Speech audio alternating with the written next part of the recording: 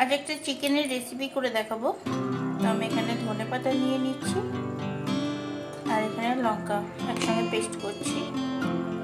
তো চিকেনটা দেখো আমি ভালো করে ধুয়ে পরিষ্কার করে নিয়েছি। এবার এই চিকেনের মধ্যে একে একে আমি মশলাগুলো দেব। সব কিছু মেখে ঝুঁকে আজকে চিকেনটা হবে, আলাদা করে কোনো কিছু করবো না। তো দেখতে থাকো তোমরা কি করে আমি চিকেনটা বানাই।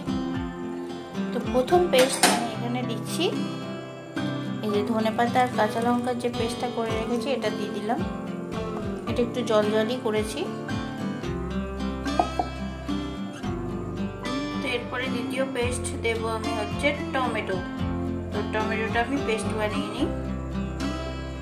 তো দ্বিতীয় পেস্ট টমেটোটাও দিয়ে দিলাম।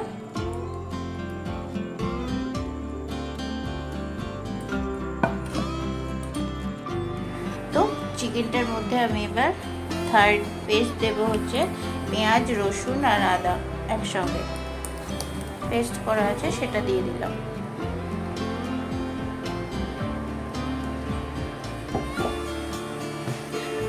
আর এর মধ্যে দেব নুন আর হলুদ। তো পরিমাণ অনুযায়ী আমি এখানে নুন অ্যাড করে দিচ্ছি। এর মধ্যে এবার আমি হলুদও দিয়ে দিচ্ছি। কালারটা কি সুন্দর, এখনই লাগছে না সুন্দর।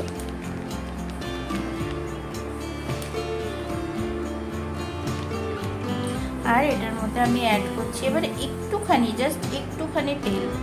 আমি তো বেশি তেল দিই না, বাস মানে 1 টিস্পুন তেল দিলাম আমি এখানে। আর দিয়ে দিচ্ছি আমি এখানে একটু মিষ্টি, জাস্ট এইটুকুনি। এবার সবকিছু একসঙ্গে মাখিয়ে নিচ্ছি হাতের সাহায্যে।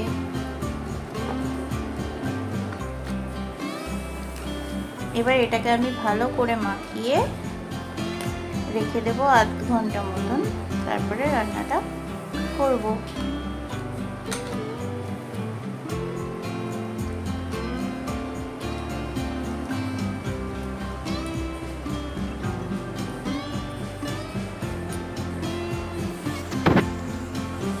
তো এই যে আমি ঢাকা দিয়ে দিয়েছি, এটা এখন আমার আধ ঘন্টা ঢাকা দেওয়া থাকবে, তারপরে আধ ঘন্টা পরে ফিরে আসছি।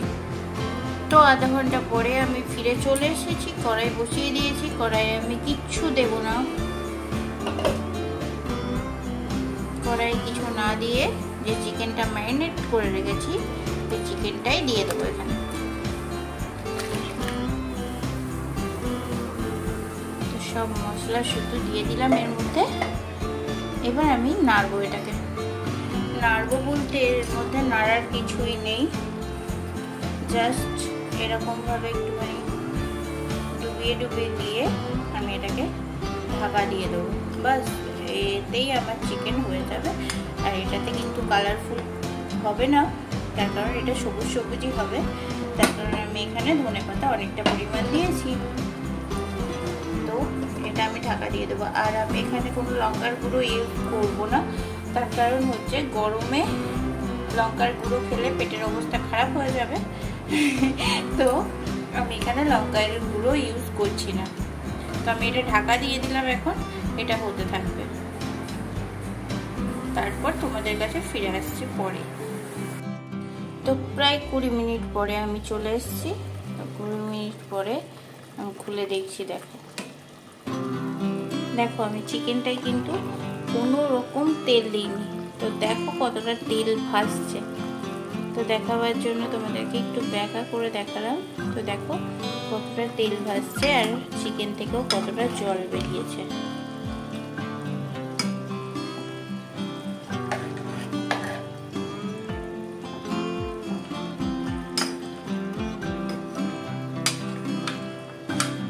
দেখেছো?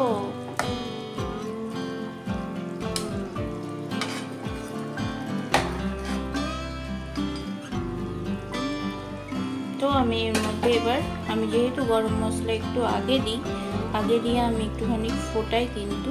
তো আমি এবার গরম মশলাটা আগেই দেবো, একটু দিয়ে ফোটাবো। তো আমি এবার এর মধ্যে গরম মশলা অ্যাড করছি। দেখো কাঁচা লঙ্কা দিয়ে রান্না করেছি, তাই কালারটা এরকম হয়েছে। ধনেপাতাও দিয়েছি সঙ্গে। তাহলে পুরো 1 প্যাকেট গরম মশলা এর মধ্যে অ্যাড করে দিচ্ছি।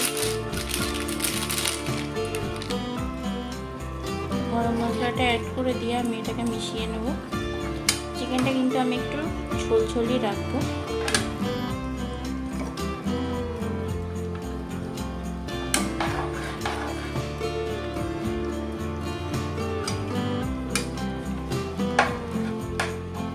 তো এই যে এটাকে আমি মিলিয়ে দিয়েছি। তো সবাই কিন্তু চিকেনটা এইভাবে ট্রাই করো, তোমরা ড্রাইও করতে পারো, আমি আজকে ড্রাই করছি না। তো আমি এবার আরও কিছুক্ষণের জন্য ঢাকা দিয়ে দিচ্ছি। তো এই যে ধনেপাতা বেশি করে দিয়ে মাখা চিকেনটাও কিন্তু খুব সুন্দর হয়। তো অবশ্যই সবাই ট্রাই করো। আর রেসিপিটা প্লিজ সবাই স্কিপ না করে একটা লাইক ডান করে দেখতে শুরু করো। তো চলো কিছুক্ষণ পরে আমি দেখছি চিকেনটা আবার।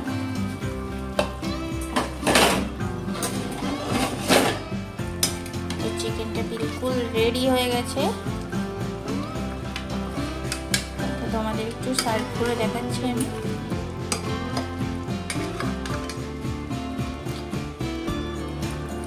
তো এরকম ভাবে পানিও অবশ্যই ভালো লাগবে, খুব ভালো লাগবে খেতে গরমের সময়।